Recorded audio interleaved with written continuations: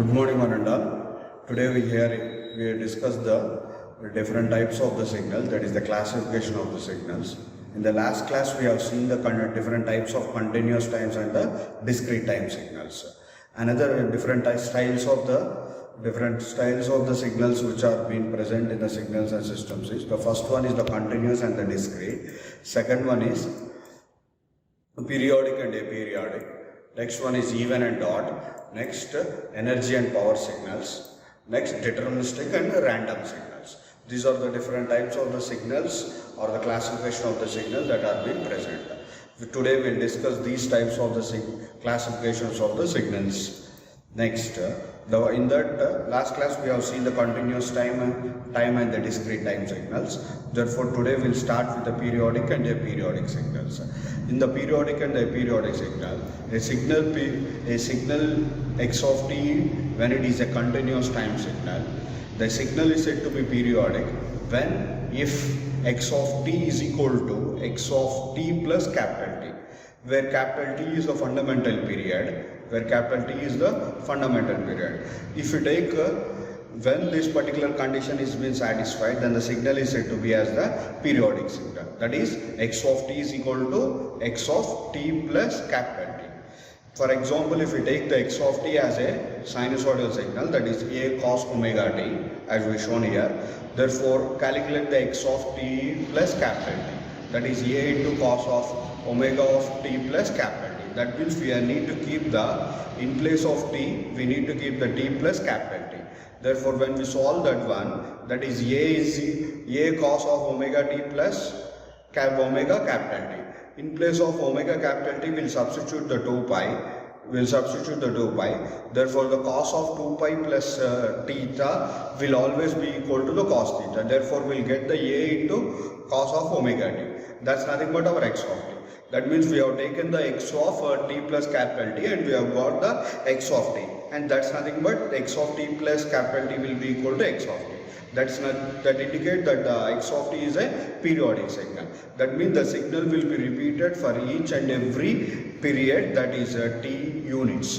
For each and every t unit, the same signal will be continuously repeated. That is called as a periodic signal. Similarly, if the signal x of t not equal to x of t plus capital T, then the signal is said to be as a periodic signal. That means when the signal is not repeated for each and every period t, then it is called as a aperiodic t. The simple point is, when the signal is continuously repeated for each and every point of t, every period of t, then it is called as a periodic signal. When the signal is not repeated for the particular period t, then it is called as a aperiodic signal. This is the definitions of the periodic and the aperiodic signal. Next, come to the even and odd signals. A signal is said to be even when the g of t will be equal to g of minus t. That the positive time of the signal has to be equal to the negative time. Then the signal is said to be as an even signal. Similarly, a signal is said to be an odd signal when a g of t is equal to minus of g of minus t. That indicates that the g of t will be as a positive thing, and g of minus t should be opposite to that of the signal that will be present along the positive axis. The positive axis, if you have a positive value, in the negative axis it should be as a negative value. The example that what we have shown here is, the first one is the even signal, that is g of t is equal to, it will be continuously present in the positive side and the negative side. The values along the positive side and the negative side, the values along the positive side will be same and the values along the negative side will be same. That is called as a even signal. Similarly, when the values along the positive and the negatives are opposite to each other, then it is called as an odd signal. That is the difference. When the values are same between the positive and the negative, then it is an even signal. Similarly, when the values are opposite from the positive towards the negative, then it is called as an odd signal. That is the difference. The simple example shows that the sinusoidal signal is an odd signal and the cos signal is an even signal. The first one what we have shown here is a cos signal, is an even signal. and the second one is a sinusoidal signal, which indicate that it is a odd signal. Similarly, the next example reveals the same thing. That is here also the positive values will be during the positive time, and during the negative time the same values will be present. That's why it is an even signal. Similarly, during the positive side and the negative side, where the values will be opposite to each other. Therefore, the signal is said to be as an odd signal. This is the basic difference between the even and the odd signal. Similarly, a signal can be divided into two parts, as first one as an even part, another one as the odd part. That is, the even part of any signal can be given by that is g even of t will be given by g of t plus g of minus t by 2. Similarly, the odd part of any signal g of t can be given as g of t minus g of minus t by 2. That is the thing. The even part will be given as g of t. G even of t is equal to g of t plus g of minus t by 2, and g odd of t, that is odd part of any signal, g odd of t will be given as g of t minus g of minus t by 2. And few more observations. What we will do here is the function whose even part is been 0, its default will be called as an odd signal, and the function whose odd part is been 0, its default is an even signal. That means whenever the odd part is not present, it is default in the even signal. Whenever the even part is not present, that is 0, then it is default in an odd signal.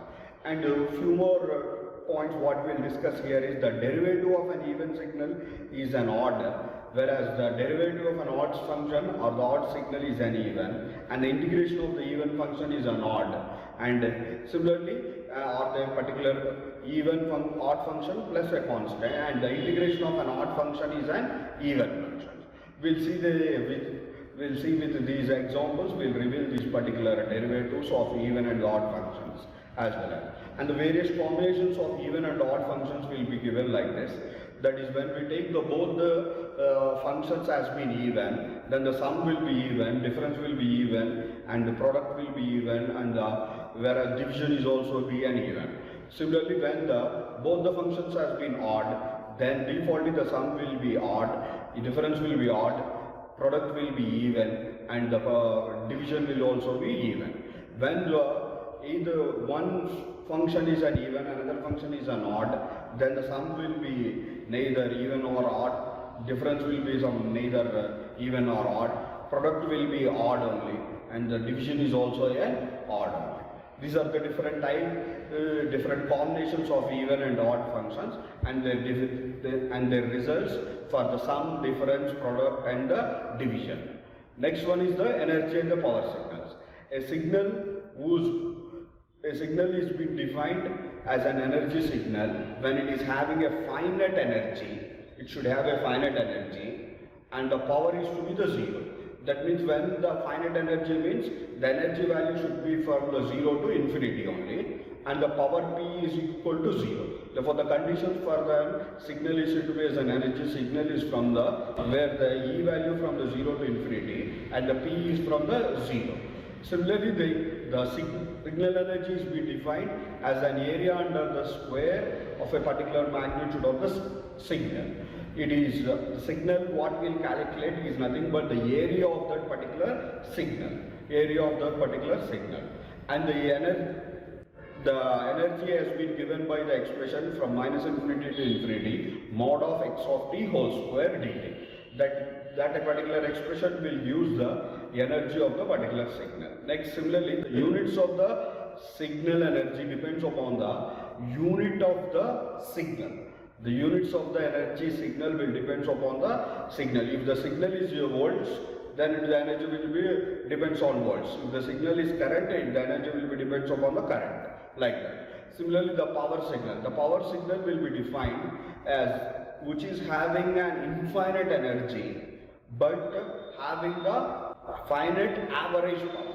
Here the average power should be present and the energy should be infinity. Therefore, the conditions for the power signal is that the P should be, that the average powers will be from the 0 to infinity, and the energy will be equal to infinity. Energy should be equal to infinity. And the average power of the signal is being calculated by t is equal to limit of t tends to infinity 1 by t from minus t by 2 to t by 2 mod of x of t whole square dt.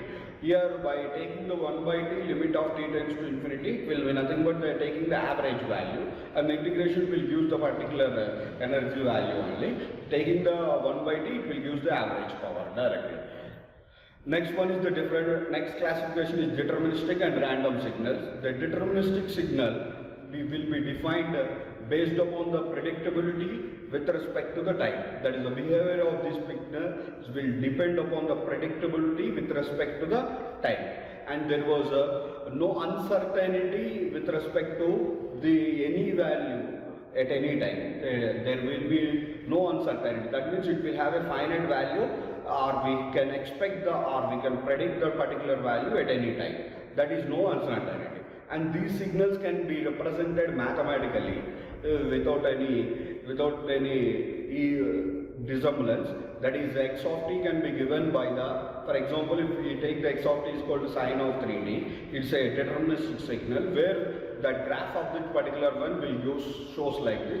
It's a continuous sinusoidal signal, positive, negative like that. That means main point is it should be represented with respect to the with respect to some mathematical expression. That is nothing but a deterministic signal. Next, similarly, the random signal or non-deterministic signal. There should be some unpredictability with respect to time. Unpredictability will be present of these particular signals, and there is also an uncertainty with respect to the time. Uncertainty will also be present. That means we cannot able to predict the values with respect to the time. These signals are generally cannot be represented by the mathematical equations. And similarly, the generalized example is nothing but the thermal noise generated from the any devices will be the example of these non-deterministic signals.